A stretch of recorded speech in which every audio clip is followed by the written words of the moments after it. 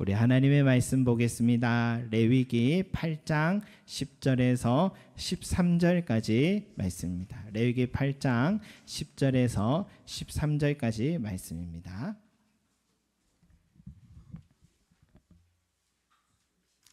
레위기 8장 10절에서 13절까지 말씀 앞에도 있으니까 함께 보도록 하겠습니다. 한 목소리 읽겠습니다. 시작.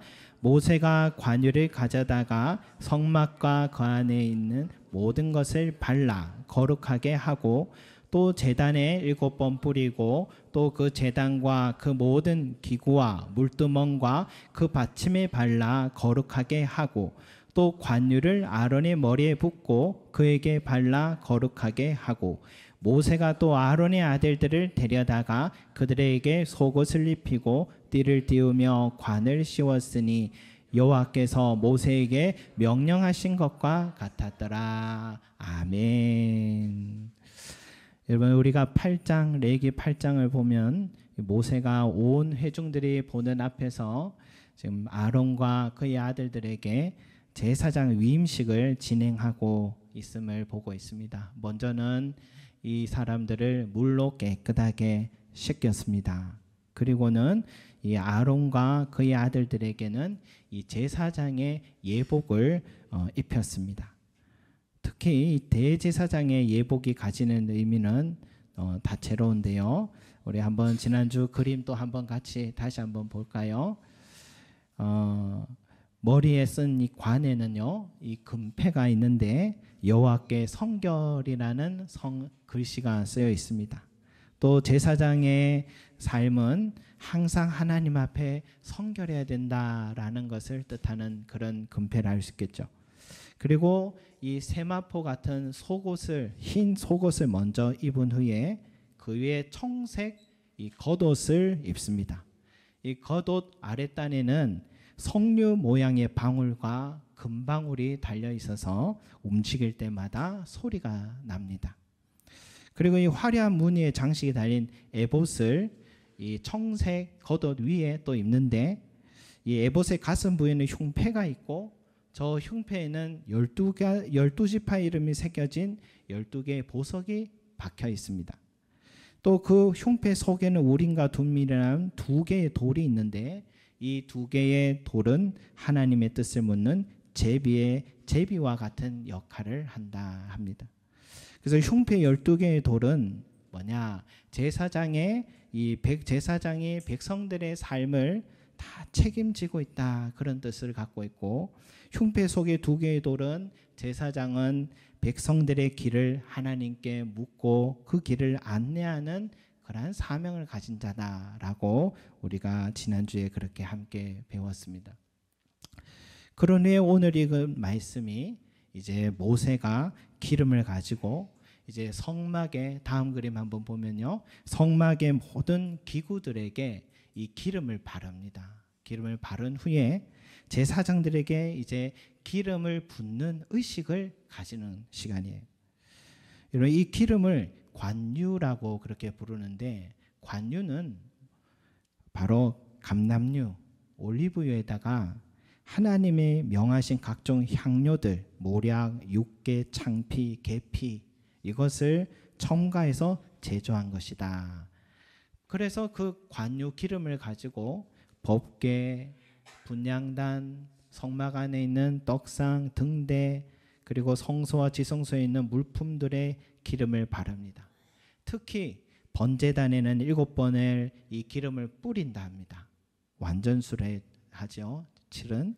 또 번제단에 필요한 부속 기구들, 물두멍, 그 받침 기름을 바릅니다.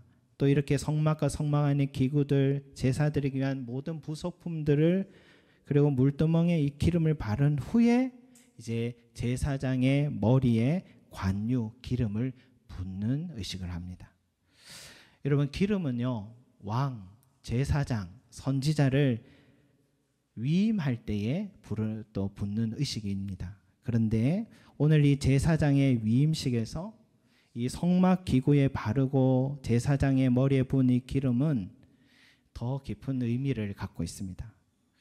아무리 제사장이 철저한 규칙에 의한 제사를 드렸다 해도요, 제물을 가져와서 정성껏 하나님께 바친 제사자가 있었다 하더라도 기름 바르지 않은 성막의 도구와 그리고 기름 바르지 않은 제단의 도구들 그리고 기름 부음 받지 못한 제사장이 그곳에 있다면 그러면 그 제사는 아무리 정성스럽게 드리고 철저한 규칙 안에 드렸다 하더라도 하나님이 받지 않으신다라는 사실입니다. 그러니까 온전한 제사가 되기 위해서는 관유, 이 기름을 절대적으로 필요로 한다. 기름은 절대적으로 필요로 한다는 것입니다. 여러분 오늘 우리가 드리는 이 예배, 오늘 이 시간에 우리가 모여서 드리는 예배가 구약의 제사와 같은 의미를 갖고 있죠. 우리가 하나님께 나아가는 시간이지 않습니까? 그렇다면 이 시대에 이 참된 예배란 무엇을 의미하고 또 이 시대에 기름 부음을 받는다. 기름이 너무 절대적으로 필요한데 기름 부음을 받는다는 것은 무엇을 말하느냐? 우리가 한번 오늘 생각해 보도록 하겠습니다. 여러분 예배에 있어서 기름과 같은 이 절대적인 것, 이 필요한 것. 예수님은 여러분 사마리아 여인과의 이 대화 속에서 말씀하셨습니다. 사마리아 여인이 예수님께 묻죠. 우리 조상들은 이 산에서 예배 드렸는데 당신들은 예배할 곳이 예루살렘에 있다 합니다.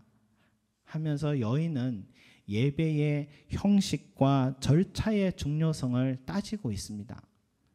그러나 예수님은 아버지께서는 자기에게 이렇게 예배하는 자들을 찾으시느라 하시면서 하나님은 영이시니 예배하는 자가 영과 진리로 예배할지니라 말씀하셨어요. 여러분 예배에 있어서 가장 중요한 것은 영과 진리라고 말씀하셨어요. 여러분 영과 진리는 바로 성령님을 말씀하시는 겁니다. 성령님이 바로 이 구약 제사에서 제사장들에게 그리고 제사의 모든 도구들에 바르고 부은 관유의 역할을 말하는 것입니다. 그래서 성경에는 성령을 기름 부음으로 표현한 장면들이 여러 곳에 등장하는데 예수님께서 나사렛 회당에서 자신의 사명을 선언하실 때 이렇게 말씀하셨죠. 한번 말씀 같이 한번 볼까요? 같이 읽겠습니다. 시작. 주의 성령이 내게 임하셨으니 이는 가난한 자에게 복음을 전하게 하시려고 내게 기름을 부으시고. 아멘. 주의 성령의 임재가 기름 부으심이다라고 말씀해 주십니다. 그래서 사도행전에서도 오순절 마가의 다락방에서 많은 사람들이 방언을 하고 다양한 이적들이 일어날 때 사람들은 어떻게 이런 일이 일어났느냐라고 물었을 때 사도 베드로가 그것을 설명할 때 요엘서의 말씀에서 이렇게 말씀하셨죠. 또 말씀 한번 같이 읽어볼까요? 시작. 하나님이 말씀하시기를 말세에 내가 내 영을 모든 육체에 부어주리니 너희의 자녀들은 예언할 것이요 너희의 젊은이들은 환상을 보고 너희의 늙은이들은 꿈을 꾸리라. 아멘. 여러분 성령님 자신이 각 사람에게 기름 부음이 되어서 이런 놀라운 능력이 나타났다라고 말씀하고 있습니다. 그러니까 여러분 참된 예배는요 성령의 기름 부으심이 반드시 있어야 합니다. 주님의 일을 하는 사람도요 성령의 기름 부으심을 받는 것은 절대적으로 필요한 일이다라는 사실이죠. 그래서 E.M. 바운즈라는 한 목사님이 기도의 능력이라는 책을 유명한 책을 쓰셨어요. 그 책에 아주 인상적인 구절이 있어서 함께 한번 올려봅니다. 제가 한번 읽어드리겠습니다.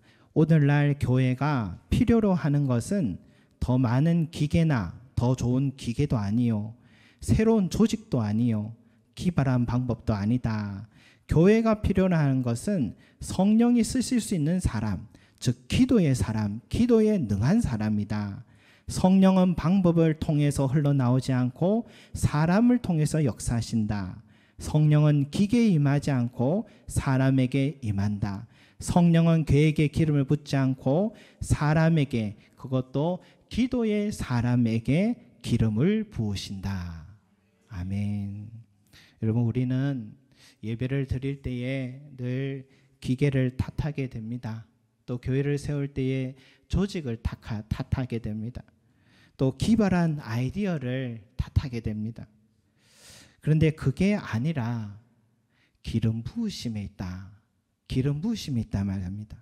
그것도 내가 기름 부음을 받지 않은 탓이다 라고 말씀하고 있습니다. 이 말 앞에 저도 돌아보게 돼요. 예를 들어서 제가 목사로서 항상 설교 준비가 가장 큰 사역으로 준비하는데 성경을 해석하고 이 자료 저 자료 살펴보겠죠.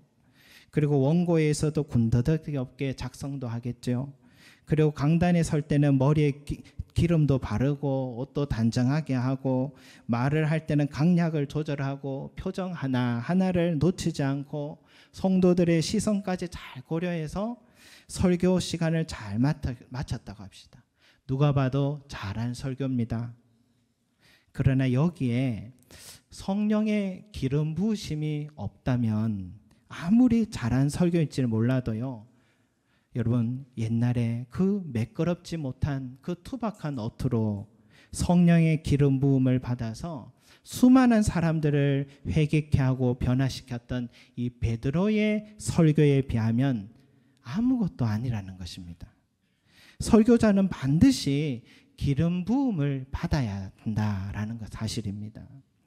여러분, 찬양을 인도하기 위해 우리 앞에 서신 분들, 그리고 피아노로, 기타로, 악기로 서신 분들, 또 방송 자막으로 섬기는 분들, 모두 예배의 도구들이기 때문에 성령의 기름 부으심을 받아야 합니다. 금요 기도를 인도하는 중보기도팀 인도자도 자신이 먼저 성령의 기름 부으심을 받아야 합니다. 주일 예배 기도의 순서를 맡아 한 주간 동안 준비하는 분들도 기름 부으심을 받아야 합니다.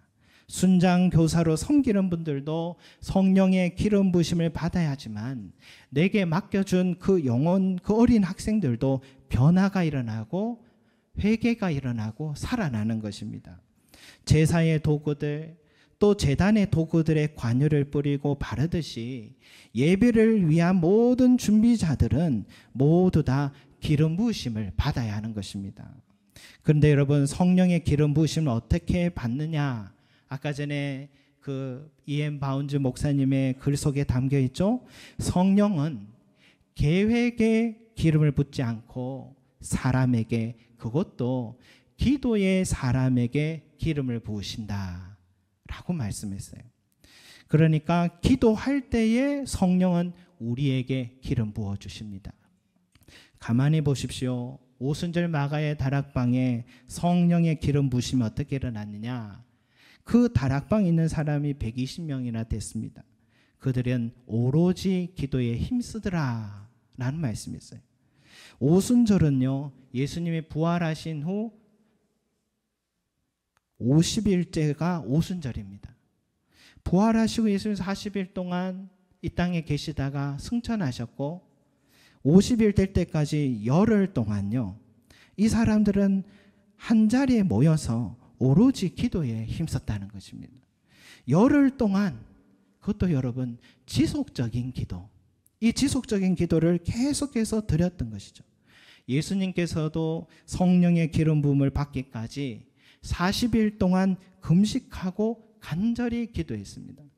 그러니까 성령은 기도하는 자에게 임하시고 그것도 지속적인 기도의 사람에게 기름을 부어주심을 꼭 기억하시기 바랍니다. 우리가 주일을 맡을 때 나는 자격이 없다, 재능이 없다, 은사가 없다, 늘 맡은 일들마다 실패한다, 자신이 없다, 아직은 안 된다 라면서 자기의 부족함을 우리는 늘 늘어놓습니다. 사실은 그것보다 더 근본적인 문제는요, 성령의 기름 부음을 받지 않았기 때문이고 그것은 곧 지속적인 기도의 생활을 하지 못함 때문인 것입니다. 주의 일은 내 지혜와 경험과 재능으로 하는 것이 아니고 성령의 능력으로 하는 것임을 믿으시기 바랍니다. 그리고 과거를 자랑할 것도 없습니다. 내가 늘 기름 부으심을 받지 않으면요, 지난날 아무리 많은 결실이 있었던 결과가 있다 해도 또다시 빈손이 된 나 자신을 보게 됩니다. 그래서 지속적인 기도의 생활을 하고 지속적인 성령의 부으심을 항상 유지하는 저와 여러분 되시길 소망합니다. 여기 계신 모든 성도들이 왕같은 제사장으로 위임받은 자들입니다. 성령의 기름 부으심이 있기를 소망하는데요, 내가 예배를 인도하는 제사장이 되고 내가 예배의 도구가 되고 우리 교회가 드리는 모든 예배마다 영과 진리로 드리는 참된 예배가 되기를 소망합니다.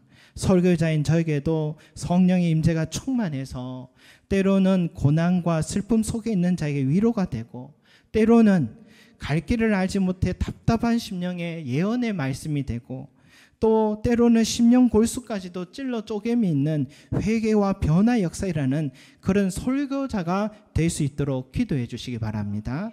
또 성도들도 성령의 기름 부심 받은 제사장이 되어서요, 부르는 찬양, 악기의 반주, 하나님께 향기로운 냄새가 올려지고, 대표 기도할 때에도 마땅히 드려야 할 기도의 제목들이 떠올라 하늘의 울림이 되고, 드려지는 헌금 속에 하나님을 사랑하는 진정성이 올려지고, 양육과 봉사의 자리에서도 향료컵을 깨뜨린 여인과 같은 기쁨과 헌신의 마음이 올려지는 참된 예배자가 되기를 소망합니다.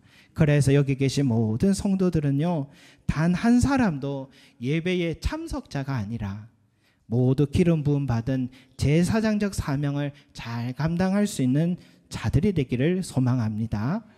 또 하나, 여러분, 예수님을 우리는 그리스도라고 부르잖아요. 그리스도는요, 기름 부음 받은 자라는 뜻입니다. 기름을 바른 자라는 뜻을 갖고 있습니다. 여러분, 기름 부음 받은 제사장은요, 그가 만지는 모든 것도 다 거룩해집니다. 이러한 원리처럼 아무리 죄가 많아서 하나님 앞에 다가설 수 없는 자도 예수 그리스도를 만지면, 그분에게 우리가 접촉이 되면 그는 깨끗함을 받게 됩니다. 예수님의 거룩이, 예수님의 의로움이 전달되어서 그 사람도 거룩하고 세워러워지는 것입니다. 성경에 예수님과 접촉해서 깨끗함 받은 사람들이 있는데, 바로 혈류병으로 12년 동안 고생한 여인이 있죠. 주의 옷자락만 만져도 낫겠다 하는 생각하고서 그 여인은 손을 내민즉, 예수의 옷자락을 만진즉 그 하혈하던 몸이 깨끗함을 얻었습니다. 무리가 밀려들어 누가 누군지 모를 때에 예수님만 아셨어요. 그리고 돌아보시며 얘기하십니다. 내게 손댄 자가 누구냐? 내게 손댄 자가 누구냐? 그녀는 두렵고 떨리는 마음으로 자신이 주님의 옷자락에 손을 댄 이유와 치유된 사실을 자백합니다. 주님은 그녀를 보고 이렇게 말씀하세요. 딸아, 내 믿음이 너를 구원하였으니 평안히 가라 말씀하셨어요. 여러분, 그녀가 주님의 옷자락만 만져도 깨끗이 낫게 된 이유가 뭡니까? 예수님은 기름 부음 받은 자였기 때문입니다. 주의 옷자락을 만졌더니 육체의 치유만 받은 게 아니에요. 예수님은 그의 영혼까지 살렸어요. 딸아, 내 믿음이 너를 구원하였다. 내 병이 나았다 하지 않고 구원하였다고 말씀하십니다. 그의 영혼이 죄로부터 깨끗함을 얻어서 영원한 삶으로 구원을 얻은 겁니다. 육체의 질병은, 치유는 영혼 구원의 표면적 현상이었던 것이죠. 예수님의 옷자락만 만져도 영혼의 구원과 치유의 역사가 일어나는 것입니다. 그것은 예수님께서 기름 부음 받은 자이기 때문입니다. 또 한 여인이 있습니다. 성경은 그녀를 그 동네에 죄를 지은 한 여자라고 표현을 하는데, 그녀는 창녀였습니다. 성적인 범죄로 몸과 마음이 항상 더럽혀진 상태로 그래 살았습니다. 이 그녀의 영혼은 말할 것도 없어요. 그런 여인이 바리새인 시몬의 집에 초대를 받아서 예수님께 다가와 향료컵을 가져와서 예수의 발에 엎드려서 울며 눈물을 흘렸고 그 눈물로 그 발을 적셨고 당황해서 그 눈물을 자신의 머리카락으로 닦고는 그 예수님의 발에 입 맞추고 그리고 향유를 부어드렸습니다. 그의 행동을 조롱하는 눈빛으로 바라본 시몬에게 예수님은 이렇게 말씀하세요. 너는 내가 너의 집에 왔을 때 발 씻을 물도 주지 않았지만 이 여인은 눈물로 내 발 적시고 머리카락으로 닦았다. 너는 내게 입맞춤도 하지 않았지만 이 여인은 내 발에 입맞추기를 멈추지 않았다. 너는 내 머리에 감람유도 붓지 않았지만 이 여인은 그녀의 전 재산과 같은 향유를 내 발에 부었느니라. 이로 인해 그녀의 많은 죄가 사하여졌도다 라고 선언하셨습니다. 여러분, 분명히 이 여인은요, 죄를 지은 자라고 합니다. 창녀로 살았으니 종교 사회에서 봐서는 죄인이며 누가 봐도 깨끗하다, 거룩하다 말할 수 있는 입장 못 됩니다. 소망 없는 자입니다. 이런 부정한 사람을 꺼린 이유는 이런 부정한 사람 접촉되면 나도 부정해지니까 모두 다 이 사람 멀리했습니다. 그런데 그런 여인이 예수님의 몸에 입을 맞췄다, 발에 입을 맞췄다, 멈추지 않았다. 이것은 예수님을 부정케 하는 일이죠. 그러나 예수님은 그를 향해서 너의 많은 죄가 사하여졌느니라 라고 선포하십니다. 어떻게 이게 가능하냐? 예수님은 기름 부음 받은 자이기 때문에 그분의 옷자락을 만지면, 그분의 몸에 손을 대면, 또 그분의 손이 내 몸에 닿으면, 그분의 말씀이 내 안에 있고 내가 그분의 말씀 속에 거하게 되면 그분의 기름 부으심이 내게도 부어져서 주님의 의가 내 의가 되고 주님의 거룩이 내 거룩이 되고 주님의 그 영원한 생명이 나에게 부어지는 은혜가 있게 되는 것입니다. 그래서 여러분, 향유를 그 발에 부은 여인과 같이 예수님을 사랑하시기 바랍니다. 그 옷자락만이라도 잡았으면 하던 이 여인처럼 예수님을 사모하시기를 소망합니다. 여러분, 사랑하면은 가까이 하고 싶어지는 거고 늘 함께 하고 싶어지는 거고 함께 하여도 지루하지가 않은 삶이 되는 거예요. 이번에 5월 5일, 6일 또 고향에 내려갈 일이 있고 또 고향에 내려갔더니 또 대학교 때 신앙을 함께 했던 그 모임이 홈커밍 데이가 또 이루어져서 함께 참여했습니다. 그 모임에 또 저희 부부가 갔는데 저희가 그 모임에서 3번째 커플이었다고 그렇게 얘기하더라고요. 그러니까는 지금 이제 어떻게 그동안 살아왔는지 궁금하기도 했겠죠. 그래서 그 모임은 34주년이 되었고 저도 그 모임 처음 들어간 게 29년 전이었더라고요. 29년이 됐어요. 그래서 저희를 이렇게 연결시켜 주려고 선배들이 애를 많이 썼습니다. 그래서 그 선배들이 궁금해서 이런저런 짓궂은 질문들을 많이 했어요. 그때 두 사람 사귈 때 결혼까지 할 때까지 장모님이 반대하지 않으셨냐고, 그래서 반대를 많이 했다고, 그런데 결국 자식을 이기지 못하더라 그렇게 했어요. 그러면 지금 장모님은 이제 예수님을 믿으시냐? 그래서 아직 부처님 믿으신다. 근데 성경 필사 중이다. 그러니까 사람들이 진정한 종교 화합과 일체의 운동을 하신다. 그러면서 막 축혀 세워주더라고요. 이제는 사모님에게 또 묻습니다. 그때 왜 태광이를 선택했냐 하니까 리더할 때 그때는 믿음이 갔었다. 그렇게 대답했어요. 그러면 지금은 어떠냐? 그렇게 하니까 후회한다. 라고 해야 되는데 보통 그렇게 얘기하는데 순수해가지고 지금도 결혼을 잘했다 생각한다. 그렇게 얘기를 했어요. 여러분 들어도 좀 오금이 저리지 않습니까? 그 현장에 있던 사람 어떻겠습니까? 저도 쑥스럽기도 하고 고맙기도 하고 그랬는데 뭐 고생길을 왔잖아요. 그래도 안 그래도 그러나 목회길 안 그래도 원래 힘든 길인데 부부 사이마저 힘들면 무슨 일을 어떻게 하겠습니까? 벌써 사표도 썼겠죠. 저희는 개척 후에 10년째 늘 같이 지내고 있는데 그냥 같이 지내도 재미가 있었습니다. 빨리 설교를 마쳤으면 하겠죠. 제가 자랑하려고 하는 말이 아니라 주님과의 나와의 관계가 이 사랑 안에서 항상 서로를 기뻐하고 늘 주님과 함께 하려고 하고 늘 주님의 말에 귀를 기울이려고 하고 늘 동행하려고 하는 이 관계가 되어야 함을 말씀드리는 거예요. 여러분, 그것은 불가능한 일이 아닙니다. 충분히 가능하고 또한 그렇게 해야 합니다. 왜냐? 주님이 내 안에, 내가 주님 안에 이 관에 된 이 관계에 있을 때에만이 기름 부으심을 받은 그리스도의 그 기름이 흘러 넘쳐서 내 삶에 충만해지기 때문입니다. 그래서 누구든지 목마르거든 내게로 와서 마셔라.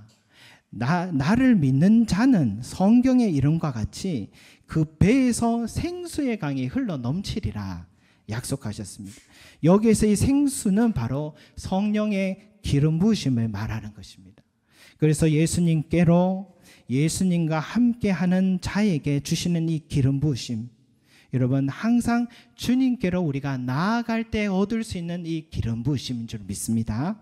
이제 우리도요 예수님의 그 옷자락을 잡은 이 여인과 같이 또 예수님의 발이라도 입맞추고자 했던 이 여인의 사모함 같이 주님을 사랑하시고 주님을 가까이 하시고 주님과 함께 하셔서 항상 성령 충만하시는 저와 여러분이 되셔서 우리가 드리는 이 예배가 하나님께 늘 올려지고 우리의 삶 가운데 늘 주님께서 함께 하심의 은혜가 저와 여러분 가운데 가득하시기를 소망합니다. 기도드리겠습니다. 사랑과 은혜가 풍성하신 우리 아버지 하나님, 오늘도 우리에게 주여 왕같은 제사장에게 우리 주님이 관유를 부으라고 하셨고 그 관유를 모든 성막의 기구들과 도구들에게 바르라고 하신 우리 주님, 주여 그 뜻을 다시 한번 우리가 묵상하는 시간 갖게 하심을 감사합니다. 우리도 참된 예배자가 되게 하여 주시고 참된 예배는 영과 진리로 바로 기름 부음 받은 자만이 드릴 수 있다고 말씀하셨사오니 주여 우리 모든 성도들 한 사람 한 사람에게 성령의 기름 부음 받을 수 있도록 기도하는 자가 되게 하여 주시고 주님께 집에서든 성전에서 늘 엎드려 지속적이고 규칙적인 기도의 생활이 삶이 되게 하여 주셔서 내 삶이 늘 성령 충만한 자가 하나님께 참된 예배자가 될 수 있게 은혜 다하여 주시옵소서. 더불어서 늘 주님 가까이 할 수 있기를 원합니다. 주님은 참된 기름을 부은 자시고 부음 받은 자이신데 주님을 가까이 하고자 했던 그 옷자락만 만지고자 했던 여인과 같이 주님의 발에 입을 맞추고자 했던 그 여인과 같이 우리도 주님을 사모하고 사랑하려는 마음을 갖게 하여 주셔서 하나님이여 주님을 만짐으로 주님께 늘 접붙임된 자로서 늘 나의 삶에 기름으로 가득하고 성령 충만함이 가득하여 늘 열매 맺는 삶이 될 수 있도록 우리 귀한 성도들의 삶을 축복하여 주시옵소서. 감사드리며 예수 그리스도 이름으로 기도드립니다. 아멘.